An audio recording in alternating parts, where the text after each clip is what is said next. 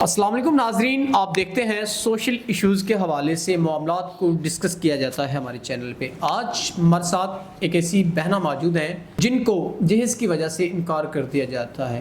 پتہ نہیں کتنی بہنیں ایسی ہوں گی جن کو جہیز جیسی لعنت کی وجہ سے ان کے رشتے رہ جاتے ہیں۔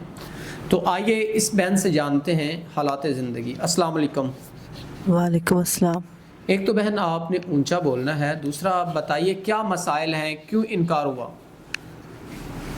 ہاں، اصل میں ہماری پسند کا رشتہ تھا، گھر والوں نے اپنی مرضی سے کیا، ہم دوسرے کو پسند کرتے تھے تو گھر والوں نے ہمارا رشتہ کر دیا۔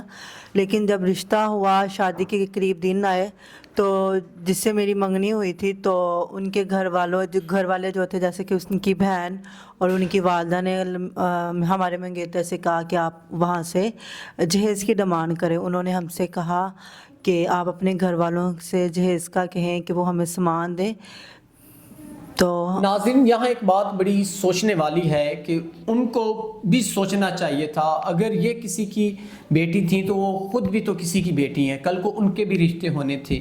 اگر وہ اس کو اپنی جگہ رکھ کے سوچتے تو شاید وہ ایسے الفاظ نہ کہتے۔ ہو سکتا ہے کل کو ان کے ساتھ بھی ایسا ہو جیسا انہوں نے ان کے ساتھ کیا کہ جہیز کی ڈیمانڈ کی کہ آپ جہیز دیں تو ہم نکاح کریں گے، ادروائز نہیں۔ غریب کی غربت ہمیشہ اس کی کمزوری رہی ہے اور اس کو دھتکار دیا جاتا ہے اس زمانے میں غربت کی وجہ سے۔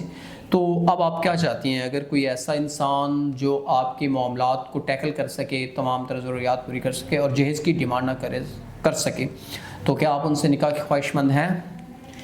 جو آج کی صورتحال ہے اس کو تو دیکھ کر یہ نہیں لگتا کہ کوئی بھی بنا جہیز کے کسی سے بھی شادی کرے گا۔ آج کے وقت میں سب کو یہی ہے کہ ہمارے پاس آئے، جتنا آ سکتا ہے ہم کسی سے جتنا لے سکتے ہیں لیں۔ اگر واقعی ہمیں 20% بھی اگر کوئی ایسا ملتا ہے تو یس ہم کر لیں گے۔ ناظرین، ہمیں اس لعنت کو ختم کرنا ہے، جہیز جیسی لعنت کو ختم کرنا ہے جو ناسور بن چکی ہے ہمارے معاشرے کے لیے، ہماری ان بہنوں کے لیے جن کے پاس وسائل نہیں ہیں، جو لاوارث ہوتی ہیں، جن کے آگے پیچھے کوئی نہیں ہوتا، جو اتنا افورڈ نہیں کر پاتے، لیکن جو رشتے کرنے والے لڑکے والے ہوتے ہیں ان کی ڈیمانڈیں اتنی بڑی ہوتی ہیں کہ بیان نہیں کر سکتے۔ تو امید کرتے ہیں کہ اس لعنت کو ختم کرنے کے لیے آپ اپنا کردار ادا کریں گے۔ اسی کے ساتھ اپنے میزبان نواب احمد کو دیں اجازت۔ خدا حافظ۔